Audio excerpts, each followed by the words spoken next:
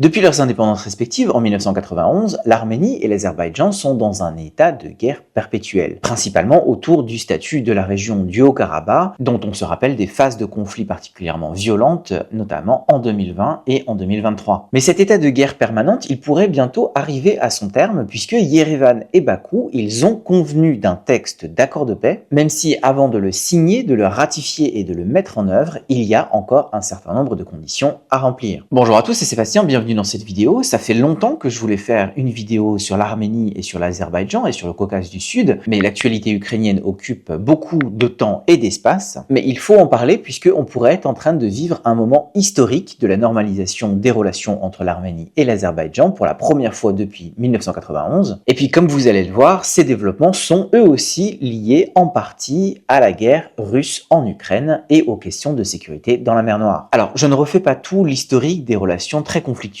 entre les Arméniens d'une part et les Azéris et Azerbaïdjanais d'autre part. Azéris se référant à une dimension ethnique et Azerbaïdjanais se référant à la citoyenneté de l'État d'Azerbaïdjan. Ces relations, elles sont évidemment très anciennes dans le Caucase du Sud. Elles se sont envenimées à partir du 19e siècle, le réveil des nations, les nationalismes, les constructions des États-nations. Les bolcheviks ont tout fait pour envenimer ces relations après la révolution de 1917 pour mieux contrôler la région, avant de mettre tout ça sous un couvercle pendant la période soviétique, jusqu'à la fin des années 1980, début des années 90. Là, on a assisté à des nouvelles explosions de violence, à des massacres de population et à des déplacements forcés de population, et à la guerre du Karabakh, région de peuplement arménien située dans le territoire azerbaïdjanais. Le contrôle arménien de la région et d'un certain nombre de districts azerbaïdjanais autour, il a été assez ferme pendant une trentaine d'années, mais il s'est brusquement fragilisé en 2020 au cours d'une guerre éclair, et il a mené à une autre guerre encore plus éclair. En l'espace de 24 heures, les Arméniens ont tout perdu au Karabakh et la région a été pleinement réintégrée dans l'Azerbaïdjan et plus de 100 000 Arméniens du Haut-Karabakh ont fui la région pour se réfugier en Arménie,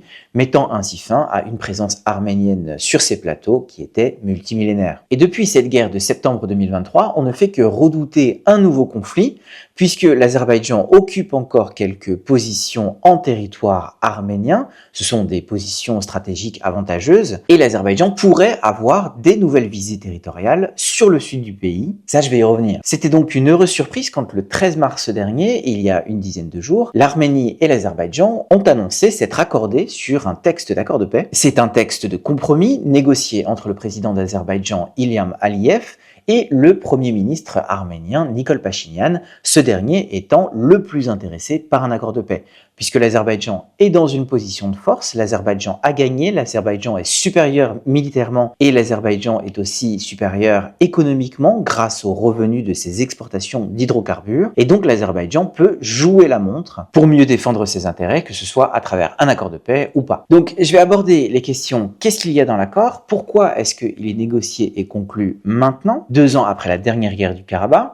Qu'est-ce qu'en pensent les différents acteurs étrangers qui sont très influents dans le Caucase du Sud? Et puis, quelles sont les conditions qu'il faut encore respecter pour procéder à sa signature, sa ratification et sa mise en œuvre? Alors d'abord, le contenu de l'accord. C'est la 12e version d'un texte en 17 points qui a été négocié pendant plus d'1 an. Et en fait, d'un texte qui amorce un processus de paix, c'est plutôt un texte qui vise à normaliser les relations entre l'Arménie et l'Azerbaïdjan. Et donc, par exemple, il n'y a pas de dimension de réconciliation entre les peuples dans ce texte, ou alors de mention de justice internationale pour des crimes de guerre qui auraient été commis. Là, on parle de la normalisation des relations entre les deux États, et notamment la réouverture des frontières, qui sont fermées depuis 1991. Ces frontières, elles feraient d'ailleurs l'objet d'une démilitation conjointe, ce qui n'a pas été le cas jusqu'à présent, et l'Arménie reconnaîtrait la souveraineté de l'Azerbaïdjan sur le Haut-Karabakh. Il y avait 2 points de contention qui, jusqu'à présent, empêchaient les deux États d'avancer. Le premier, c'est de faire en sorte que l'Arménie et l'Azerbaïdjan renonce à toute poursuite en justice de l'autre auprès d'instances de justice internationale. Et formellement, il s'agit d'une exigence pour les deux parties, mais c'est particulièrement douloureux pour l'Arménie puisqu'elle comptait sur la justice internationale pour faire valoir son droit sur plusieurs sujets ou encore pour adresser la question des réfugiés du Haut-Karabakh et leur droit au retour. Le deuxième point, c'est que l'Arménie et l'Azerbaïdjan renoncent à inviter des forces de parties tiers pour les déployer à leurs frontières.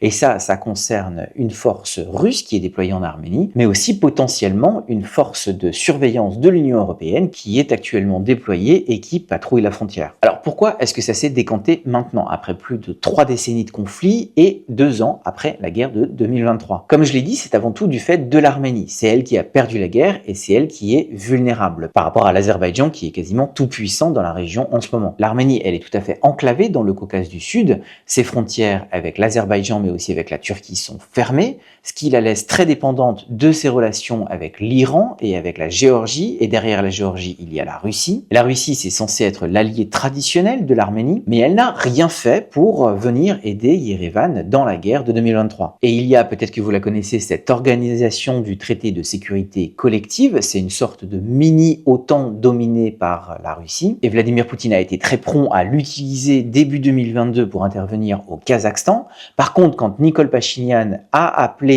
ses alliés à venir l'aider contre l'Azerbaïdjan en 2023, eh bien là, sa demande est restée lettre morte. Ce qui fait que depuis, Nikol Pachinian a exprimé de plus en plus de ressentiment vis-à-vis de la Russie. Il a gelé sa participation à cette organisation de sécurité collective. Il a rejoint la Cour pénale internationale qui a émis un mandat d'arrêt contre Vladimir Poutine. Et il a aussi demandé le retrait progressif des forces militaires russes d'Arménie, que ce soit des forces de maintien de la paix ou que ce soit un contingent stationné dans une base permanente. Et en parallèle, Nikol Pachinian, il s'est rapproché des Américains et des Européens à travers des exercices militaires conjoints, à travers la recherche d'une coopération économique renforcée et aussi à travers une loi récemment adoptée par le Parlement pour déposer une demande d'adhésion à l'Union européenne. Et donc dans ce contexte, l'Arménie tente d'accepter sa défaite et d'aller de l'avant, et ça passe par la normalisation de ses relations avec l'Azerbaïdjan qui devrait entamer une normalisation des relations avec la Turquie. Ça aussi, c'est très important, puisque ça permettra de désenclaver le pays et d'ouvrir de nouveaux débouchés économiques, et surtout de sortir Yerevan de son tête-à-tête avec Moscou. Et là-dessus, Nikol Pachinian, il regarde aussi l'actualité, et il voit que l'administration Trump veut imposer un cessez-le-feu en Ukraine, et donc son calcul, c'est qu'il faut réussir à normaliser les relations avec l'Azerbaïdjan et à se désenclaver de la Russie,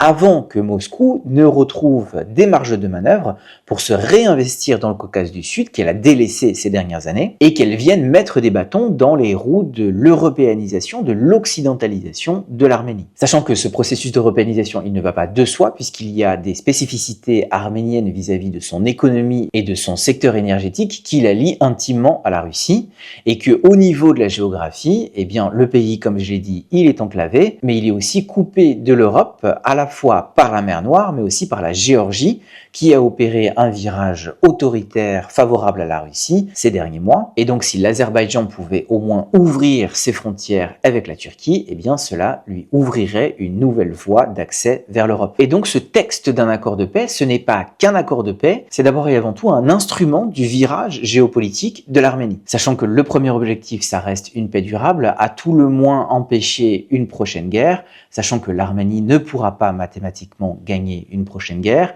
L'Azerbaïdjan occupe déjà une série de positions stratégiques sur le territoire arménien et il lorgne sur le corridor de Zangezur, c'est-à-dire tout le sud du pays, qui sépare physiquement l'Azerbaïdjan de son exclave du Nakhitchevan et de la Turquie. À la fois Bakou mais aussi Ankara ont déjà exprimé des ambitions d'expansion territoriale pour assurer une continuité entre leurs deux pays, et donc la perspective d'une nouvelle guerre, elle est réelle. Et c'est aussi pour ça que l'annonce de la conclusion de ce texte d'accord de paix, il est venu comme une heureuse surprise, puisque à travers cet accord de paix, l'Azerbaïdjan s'engagerait à régler la question du corridor de Zangezur par d'autres moyens, et il y a des négociations qui sont menées en parallèle, notamment pour la réouverture des routes et des voies ferrées, et aussi pour définir les modalités de passage. Donc on le voit, il y a beaucoup de raisons qui poussent ces deux pays à vouloir conclure un accord de paix, et ça c'est soutenu par les Européens, les Américains et même par les Russes, qui sont très enthousiastes, même si évidemment les approches sont différentes, puisque les Russes veulent trouver dans le cours de la négociation un moyen de conserver leur influence dans le Caucase du Sud. Les Américains de l'administration Trump, eux, ils sont tout simplement très contents qu'un accord de paix se soit conclu sans qu'ils aient eu à s'y investir, et on peut être à peu près sûr que si jamais cet accord de paix il est signé et ratifié, Donald Trump voudra tirer une partie de la couverture à lui,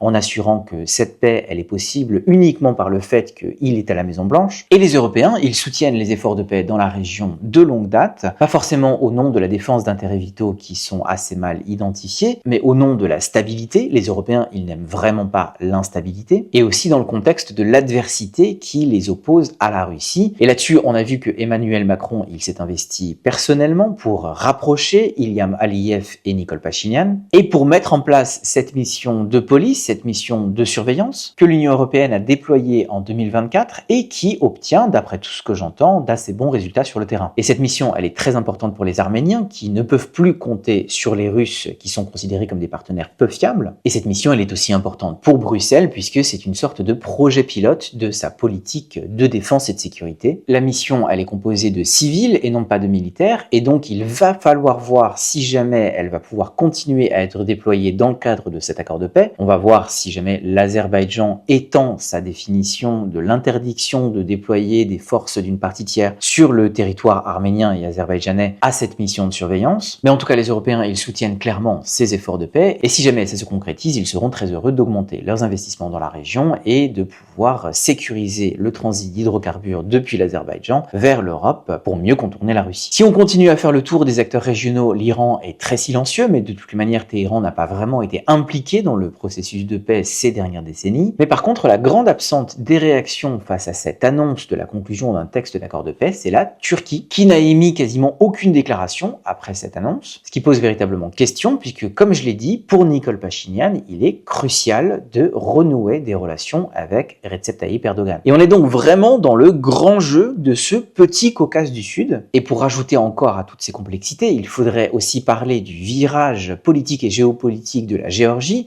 et des implications que ça a pour les régions d'Ossétie du Sud et d'Abkhazie. Il faudrait aussi parler plus longuement des enjeux commerciaux et énergétiques qui transitent par le Caucase du Sud. Mais ce qu'il faut voir pour l'heure, c'est que ce virage géopolitique arménien, il n'est pas encore accompli, il reste encore beaucoup de conditions à remplir, puisque pour pouvoir signer cet accord de paix, il faut déjà amender la constitution de l'Arménie qui exprime encore une revendication territoriale sur le Haut-Karabakh. Et Nikol Pachinian, il est pour amender la constitution, mais ça doit se faire par référendum, comme d'ailleurs le projet de demande d'adhésion à l'Union européenne. Mais ça, organiser un référendum, ça prend du temps que l'Arménie n'a pas forcément à cause des questions que j'ai soulevées. Et en plus de ça, Nikol Pachinian n'est pas forcément assuré de remporter ce référendum, puisque l'opposition est très remontée contre lui et l'accuse d'ores et déjà de trahir les intérêts du pays. En fait, la question sous-jacente de ce référendum, ça va être un choix entre l'Arménie historique, que, comme vous voyez sur cette carte, a été relativement étendue au travers de l'histoire,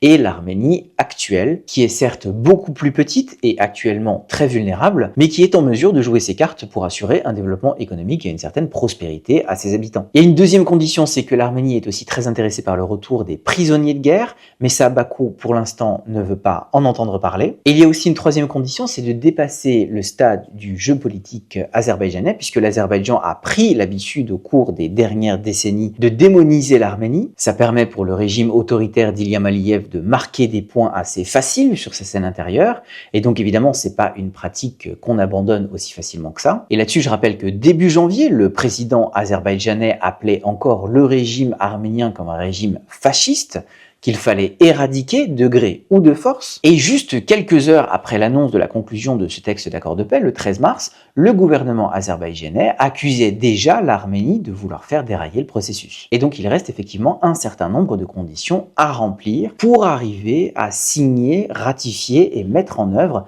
cet accord de paix entre l'Arménie et l'Azerbaïdjan. Mais, et c'est pour ça que je voulais faire cette vidéo, on en est plus proche que jamais. On continuera à suivre tout ça ici. En tous les cas, merci beaucoup d'avoir regardé cette vidéo jusqu'au bout. Je file et je vous retrouve très vite.